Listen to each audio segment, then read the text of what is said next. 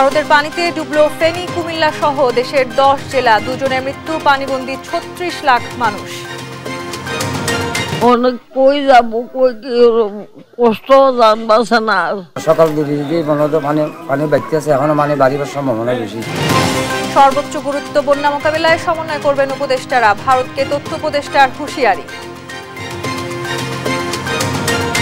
Bashundhara summit সহ দেশের 5 শীর্ষ গ্রুপের মালিক পক্ষের তথ্য চেয়ে এনবিআর এর চিঠি, কর ফাঁকির অনুসন্ধান।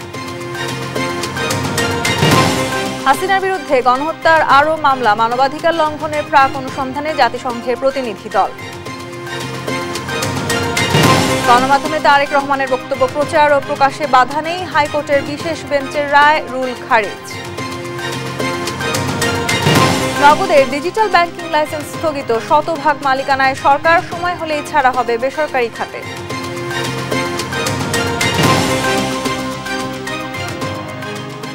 সংবাদ সন্ধ্যায় দেখছিলেন একেএস টিম টিভার সংবাদ শিরোনাম, সঙ্গে আছি আমি তাসনুভা তন্নি। ভারী বর্ষণ ও ভারত থেকে আসা পানিতে আবারও বন্যা দেখা দিয়েছে দেশের অন্তত 10 জেলায়। ডুবেছে বসতবাড়ি, রাস্তাঘাট, ফসলি জমি। চরম দুর্ভোগে বানভাসী মানুষ। সহকর্মীদের পাঠানো তথ্যচিত্রে সালমা জাহানের ডেস্ক রিপোর্ট।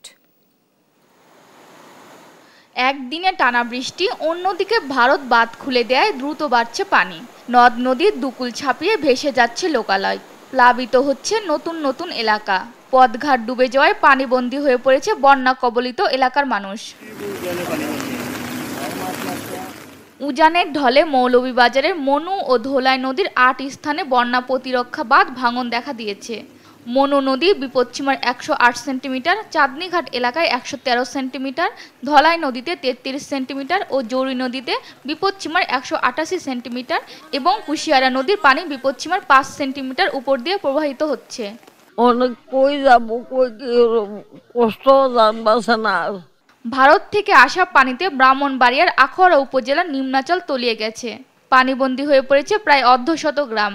ক্ষতিগ্রস্ত হয়েছে রাস্তাঘাট, ফসলি জমি ও মৎস্য খামার। 2 উপজেলার 1200 পরিবার আক্রান্ত হয়েছে। তো আমরা চেষ্টা করছি যে বন্যা দুর্গত যারা আছে তাদেরকে আশ্রয় কেন্দ্রে নিয়ে আসার, এবং ইতিমধ্যে আমরা 15 মেট্রিক টন চাল এবং 5 লক্ষ টাকা বরাদ্দ করেছি এবং বিতরণ শুরু হয়ে গেছে। কুমিল্লা নগরীর পাশ ঘেঁষা গোমতী নদী ও 14 গ্রামের পাশ দিয়ে বয়ে যাওয়া কাকরি নদীর পানি বিপদসীমার 71 সেন্টিমিটার উপর দিয়ে প্রবাহিত হচ্ছে। এখন আশ্রয় কেন্দ্রই একমাত্র ভরসা বন্যা কবলিত মানুষের।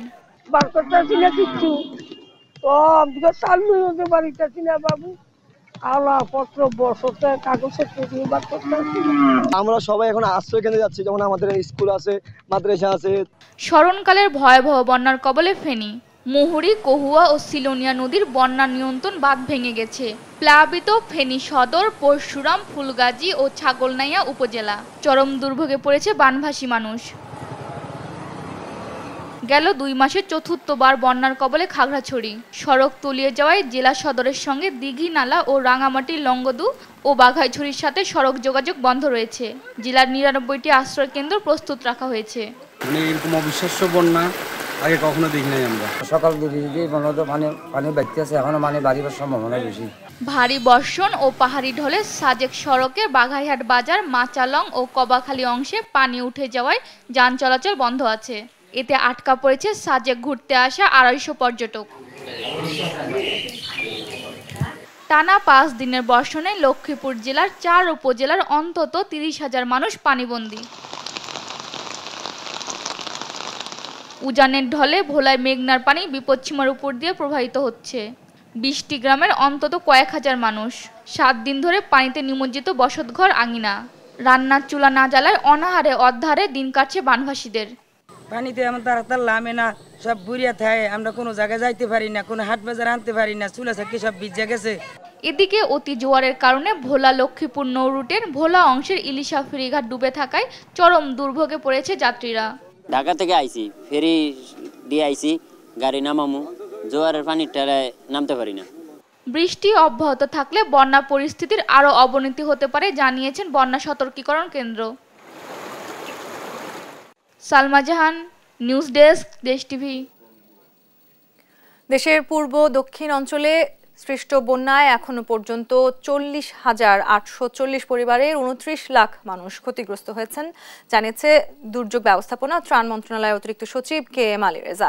দুইজনের মৃত্যুর খবর পাওয়া গেছে বলেও জানান তিনি। এদিকে বৃষ্টিপাত না কমলে বন্যা পরিস্থিতির আরও অবনতি হতে পারে বলে জানিয়েছে বন্যা পূর্বাভাস ও সতর্কীকরণ কেন্দ্র। দুর্গত এলাকায় উদ্ধার কার্যক্রম চালাতে স্পিড বোট সহ উদ্ধার সামগ্রী পাঠাচ্ছে BIWTA। আরও জানাচ্ছেন মাহমুদ হাসান। ইতিহাসের সর্বোচ্চ রেকর্ড ভেঙে উজান থেকে নেমে আসা ঢল ও টানা বৃষ্টির কারণে হঠাৎ তীব্র আকার ধারণ করেছে বাংলাদেশের বন্যা পরিস্থিতি। সব ধরনের বিপদসীমা অতিক্রম করে গ্রামের পর গ্রাম ভাসছে অথই পানির নিচে। বন্যায় 40,840 পরিবারের 29 লাখ মানুষ ক্ষতিগ্রস্ত হয়েছেন বলে জানান দুর্যোগ ব্যবস্থাপনা ও ত্রাণ মন্ত্রণালয়ের অতিরিক্ত সচিব KM আলী রেজা। সচিবালয়ে এক ব্রিফিংয়ে তিনি এ তথ্য জানান। বলেন, এখন পর্যন্ত 2 জনের মৃত্যুর খবর পাওয়া গেছে। মোট 8টি জেলায় 4,40,840টি পরিবার পানিবন্দী অবস্থায় আছে, যাদেরকে আমরা উদ্ধার করছি। আমাদের বিভিন্ন পর্যায়ে যে আমাদের যে টিম রয়েছেন, উদ্ধারকারী টিম, তারা তাদের উদ্ধার করছেন। আর ক্ষতিগ্রস্ত লোকের সংখ্যা হচ্ছে 29,04,964 জন। তথ্য উপদেষ্টা নাহিদ ইসলামের সঙ্গে BIWTA চেয়ারম্যানের বৈঠকে স্পিডবোট পাঠানোর সিদ্ধান্ত হয়। প্রস্তুত রয়েছে 3টি উদ্ধারকারী জাহাজ। আমরা 10টি বোট পাঠাবো, সেখানে সংগ্রহ করে 10টি বোট পাঠাবো এবং সাথে কিছু উদ্ধার সামগ্রী, লাইফ জ্যাকেট 400 থেকে 500 লাইফ জ্যাকেট পাঠাবো। এদিকে বন্যা পূর্বাভাস ও সতর্কীকরণ কেন্দ্রের নির্বাহী প্রকৌশলী জানান, বৃষ্টিপাত না কমলে বন্যা পরিস্থিতির আরও অবনতি হতে পারে। মৌসুমী লঘুচাপজনিত কারণে দেশের উপকূল সহ দেশে এবং একই সাথে দেশের উজানে ভারী বৃষ্টিপাত এবং একই সাথে এই সময়টাতে লঘুচাপের কারণে সাগরের স্বাভাবিক লেভেল একটু হাই ছিল এবং একই সাথে পূর্ণিমা সময় অতিক্রান্ত হওয়ার কারণে যে স্বাভাবিক যে জোয়ারের পরিমাণ সেটা কিছুটা বৃদ্ধি পেয়েছিল। আর আবহাওয়া অফিস জানিয়েছে, আগামী 24 ঘন্টায় বৃষ্টিপাত কিছুটা কমলেও এরপর আবারও বাড়তে পারে। আগামী 48 ঘন্টা পর্যন্ত এই ভারী বর্ষণজনিত কারণে ভূমিধসের যে সতর্ক সংকেত, সেটি আমরা আরো 48 ঘন্টা বৃদ্ধি করেছি এবং সেই সাথে বলেছি যে ভারী বর্ষণজনিত কারণে চট্টগ্রাম বিভাগের যেসব এলাকায় পাহাড় রয়েছে সেসব এলাকায় ভূমিধসের সম্ভাবনা রয়েছে। বিশেষ করে আপনার রাঙ্গামাটি, কক্সবাজার, চট্টগ্রাম, পার্বত্য চট্টগ্রাম অঞ্চলে ভূমিধসের সম্ভাবনা রয়েছে। দুর্গত এলাকায় মানুষকে সতর্ক থাকার আহ্বানও জানান এ কর্মকর্তা। মাহমুদ হাসান, দেশ টিভি, ঢাকা। সর্বোচ্চ গুরুত্ব দিয়ে বন্যা মোকাবেলার সিদ্ধান্ত নিয়েছে অন্তর্বর্তীকালীন সরকার। দুর্গত এলাকায় ত্রাণ কাজে সমন্বয় করবেন উপদেষ্টারা। রাষ্ট্রীয় অতিথি ভবন যমুনায় প্রধান উপদেষ্টার নেতৃত্বে উপদেষ্টা পরিষদের বৈঠক শেষে এই কথা জানান বন ও পরিবেশ উপদেষ্টা রেজওয়ানা হাসান। এ সময় আরও 2 উপদেষ্টা নাহিদ হাসান ও আসিফ মাহমুদ উপস্থিত ছিলেন। আগাম সতর্কবার্তা না দিয়ে ভারতের বাঁধ খুলে দেওয়ার বিষয়ে কঠোর সমালোচনা করেন উপদেষ্টারা। শামীমা আক্তারের রিপোর্ট। রাষ্ট্রীয় অতিথি ভবন যমুনায় সকাল 11টা থেকে দুপুর 2:30 পর্যন্ত সব উপদেষ্টাদের নিয়ে বৈঠকে বসেন প্রধান উপদেষ্টা ডক্টর মোহাম্মদ ইউনূস। দেশের পূর্ব দক্ষিণ অঞ্চলে হঠাৎ সৃষ্ট বন্যায় পানিবন্দী মানুষের দুর্ভোগ লাঘবেই জরুরি বৈঠকে বসেন প্রধান উপদেষ্টা। বৈঠক শেষে সাংবাদিকদের ব্রিফ করেন রিজওয়ানা হাসান। বন, পরিবেশ ও পানি উপদেষ্টা বলেন, ভারী বর্ষণ ও উজান থেকে আসা পানির কারণেই হঠাৎ বন্যার সৃষ্টি হয়েছে। মানুষের দুর্ভোগ লাঘবে জরুরি ত্রাণ তৎপরতা সহ বন্যা পুনর্বাসনে কাজে সমন্বয় করবে সরকারের উপদেষ্টারা। আমাদের সিদ্ধান্ত হয়েছে যে সর্বোচ্চ গুরুত্ব দিয়ে বন্যা উপদ্রুত সবকটা জেলাতেই উপদেষ্টা মণ্ডলীর সদস্যরা যাবেন। এ সময় তথ্য উপদেষ্টা নাহিদ হাসান জানান, ভারত কোনো ধরনের সতর্কবার্তা না দিয়ে বাঁধ খুলে দেয় বন্যা পরিস্থিতি ভয়াবহ রূপ ধারণ করেছে। ভারত অমানবিকতার পরিচয় দিয়েছে এবং বাংলাদেশের সাথে অসহযোগিতা করছে। আমরা আহ্বান করব, আমরা আশা করব যে দ্রুত সময়ের মধ্যে ভারত বাংলাদেশের জনগণ বিরোধী এ ধরনের নীতি থেকে সরে আসবে। সভায় বেশ কয়েকটি কমিশন গঠনের বিষয়ে সিদ্ধান্ত হয়েছে বলে জানান বন, পরিবেশ ও পানি উপদেষ্টা। এ সময় তিনি আরও জানান, ছাত্র আন্দোলনে আহত নিহতদের চিকিৎসা ও সহযোগিতা কমিশন গঠন সহ জনগণের টাকায় নির্মিত প্রকল্পের নামকরণের বিষয়ে নীতিমালা করা হবে। জাতীয় ঐক্যের আহ্বান আমরা সরকারের পক্ষ থেকে করছি। সকল পক্ষকে এগিয়ে আসতে হবে এবং এই দুর্যোগপূর্ণ পরিস্থিতি মোকাবেলায় আমাদেরকে একসাথে কাজ করতে হবে। এ বৈঠক শেষে রাষ্ট্রীয় অতিথি ভবন যমুনায় 3 বাহিনীর প্রধানদের সঙ্গে বৈঠক করেন প্রধান উপদেষ্টা ডক্টর মোহাম্মদ ইউনূস। শামীমা আক্তার, দেশ টিভি, ঢাকা। বেক্সিমকো বসুন্ধরা সহ দেশের 5 শীর্ষ ব্যবসায়িক গ্রুপের কর ফাঁকির অনুসন্ধান শুরু করেছে এনবিআর।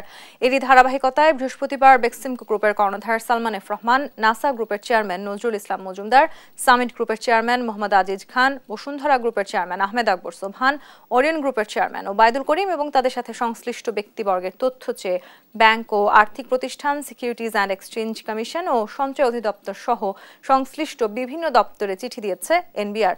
তাদের কর ফাঁকির বিশেষ অনুসন্ধান চালাবে এনবিআর এর সেন্ট্রাল ইন্টেলিজেন্স সেল। এর মধ্যে প্রকাশিত বিভিন্ন সংবাদ ও সুনির্দিষ্ট গোপন তথ্যের ভিত্তিতে সম্ভাব্য কর ফাঁকি দেয়াদের তালিকার কাজ শেষ করেছে সিআইসি। ফাঁকি দেয়া কর উদ্ধারেও কাজ করবেন তারা।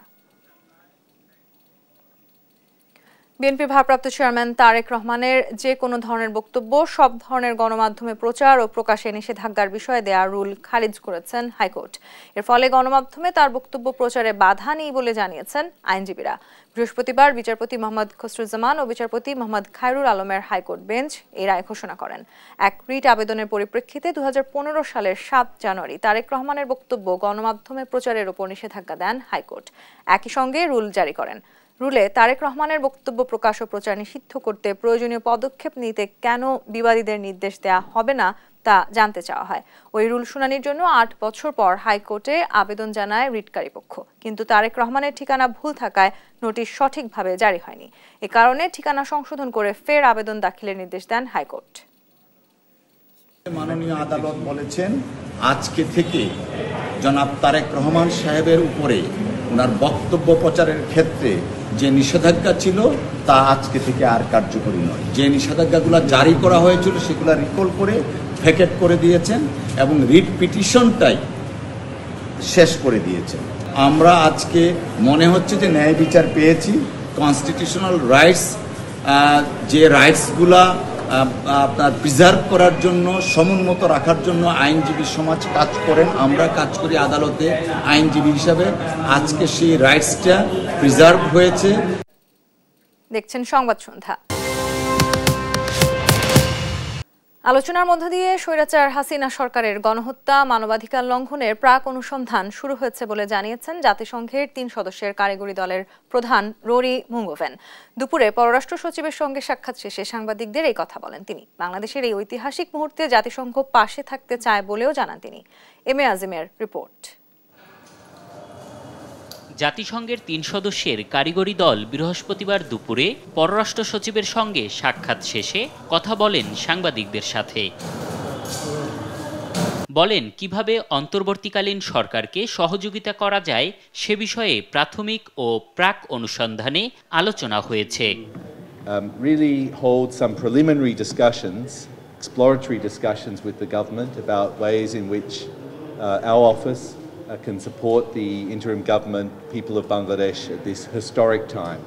গণতন্ত্র পুনঃপ্রতিষ্ঠা, প্রাতিষ্ঠানিক সংস্কার এবং মানবাধিকারকে এগিয়ে নিতে তারা একটি ঐতিহাসিক সুযোগ হিসেবেও দেখছে বলে জানান। To democracy and human rights of the Bangladesh people, particularly the students and particularly the youth. And he sees this as an historic opportunity for the country in restoring democracy, renewing institutions, and advancing human rights. 3 সদস্যের এই প্রতিনিধি দলটি তদন্ত দল নয় উল্লেখ করে Rory মুঙ্গোভেন অংশীজনদের সঙ্গে আলোচনা করে কাজের ধারা, প্রক্রিয়া, শর্তসহ সব বিষয় চূড়ান্ত করাই তাদের কাজ। এম এ আজিম, দেশ টিভি, ঢাকা।